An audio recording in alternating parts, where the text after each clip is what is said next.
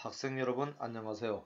이번 시간부터는 도구를 사용할 때의 일이 어떻게 되는지에 대해서 알아보도록 하겠습니다.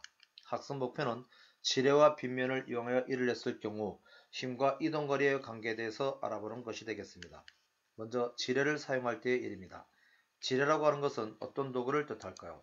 지뢰라고 하는 것은 막대기에 힘을 주는 부분을 힘점, 이 힘을 전달해주는 부분을 받침점, 힘이 작용되는 부분을 작용점이라고 해서 작용점, 받침점, 힘점으로 이루어져 있을 때 우리는 지뢰라고 얘기를 합니다. 이 지뢰를 사용해서 일을 했을 때에 어떤 장점이 있을까요? 지뢰 A, B가 있습니다. A를 힘점이라고 하고 B를 작용점이라고 한다면 어느 한 부분을 받침점이 되겠죠. 이때 힘점 A에서 받침점 O까지의 거리를 스몰 a라고 얘기를 하고 받침점에서 작용점까지의 거리를 스몰 b라고 한다면 A는 반드시 B보다 커야 되겠습니다. 그래야 지뢰라고 할 수가 있습니다. 이제 작용점 B에다가 W 무게를 갖고 있는 물체를 올려놓고 힘점 A를 눌러보도록 하겠습니다. 이때 누르는 힘을 F라고 한다면 A점은 밑으로 내려가게 되겠는데 그때 이동거리를 large H라고 하고 물체가 올라간 높이를 small h라고 한다면 지뢰는 A-P의 모양이 되겠죠.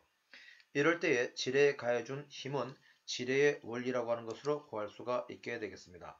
지뢰의 원리라고 하는 것은 힘점에서 가하는 힘 F와 힘점에서부터 받침점까지의 거리를 곱한 값은 받침점에서 작용점까지를 곱한 거리와 물체의 무게를 곱한 값하고 같다고 하는 것이 되는데 이것을 지뢰의 원리라고 얘기합니다.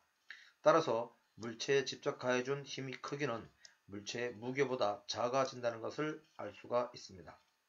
자, 여기에서 A점을 눌렀을 때에 밑으로 내려가는 거리 large h와 물체가 올라가는 거리 small h와의 관계는 닮은 삼각형의 닮은 비를 이용하게 되겠는데 즉 삼각형 OAA-와 OBB-가 닮은 삼각형이어서 닮은 삼각형에 닮은 비를 적용하여 large h 대 small h는 small a 대 small b가 되어서 large h는 결국 물체가 올라간 높이보다 더 길어진다는 것을 알 수가 있겠습니다.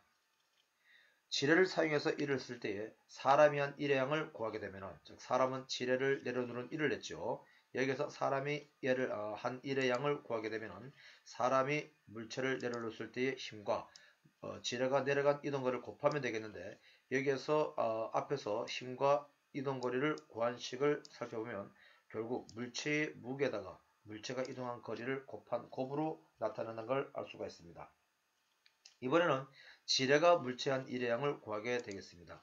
지뢰가 물체의 일을 했다고 하는 것은 물체를 직접 들어올린 경우가 되겠죠. 그래서 여기에서도 지뢰가 물체를 직접 들어올리는 경우, 즉 사람이 들어올리는 경우가 똑같은 경우가 되기 때문에 물체의 무게에다가 물체가 이동한 거리를 곱하면 되겠습니다.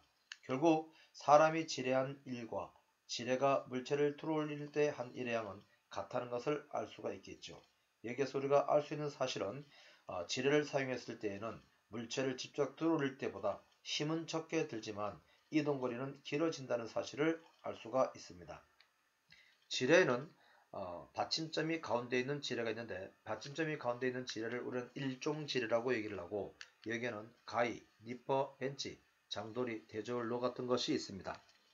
작용점이 가운데 있는 지뢰를 이종 지뢰라고 부르는데 여기에는 병따개, 손술에 커터를 줄 수가 있고 심점이 가운데 있는 지뢰를 3종 지뢰라고 부르며 여기에는 핀셋, 집게가위, 낚싯대, 젓가락, 사람의 팔을 들 수가 있겠습니다. 이번에는 나사를 조일 때 또는 산이라든가 비탈을 올라갈 때 목조 건축물을 고정시킬 때 사용하는 쇠구이라고 하는 도구, 트럭에 짐을 실을 때 이럴 때는 어떻게 하면 편리할까요? 그렇습니다. 빗면을 이용하면 되겠습니다. 지면 BC에 대해서 경사진 면 AB가 있다고 하면 이 경사진 AB는 지면에 대한 각 세타만큼 길어져 있겠죠. 이때 AC를 수선을 긋게 되면 결국 빗면이라고 하는 것은 삼각형 ABC에서 빗면의 길이가 되겠죠. 그래서 이를 할 경우에 빗면을 이용한다고 하는 것은 물체 B의 위치에 물체를 놓고 잡아당겨서 A까지 끌어올릴 경우를 말합니다. 따라서 물체를 B에서 A까지 끌어올릴 때와 C에서 A로 수직으로 들어올릴 때 이 양을 비교해 보는 것으로 살펴보도록 하겠습니다. 자, 빗면에 물체가 놓여 있는데 이 물체를 보면은 이 물체는 4개의 힘이 작용한다는 걸 볼 수가 있는데 이때 물체의 무게를 W라고 한다면 F는 빗면에서 잡아당기는 힘이라고 볼 수가 있고 T는 물체가 빗면을 따라서 내려가려고 하는 힘이라고 볼 수가 있습니다. 여기에서 물체는 빗면을 수직으로 내려누르는 힘이 있는데 이 힘을 우리는 수직 항력이라고 얘기를 합니다. 이렇게 빗면에 있는 물체는 여러 개의 힘이 작용을 하고 있다는 것을 기억하기 바랍니다. 이제 물체를 B에서부터 A까지 잡아당긴다고 했는데 이때 잡아당긴 이동거리는 빗면의 길이 AB가 될 것이고 이 AB의 길이를 S라고 하도록 하겠습니다.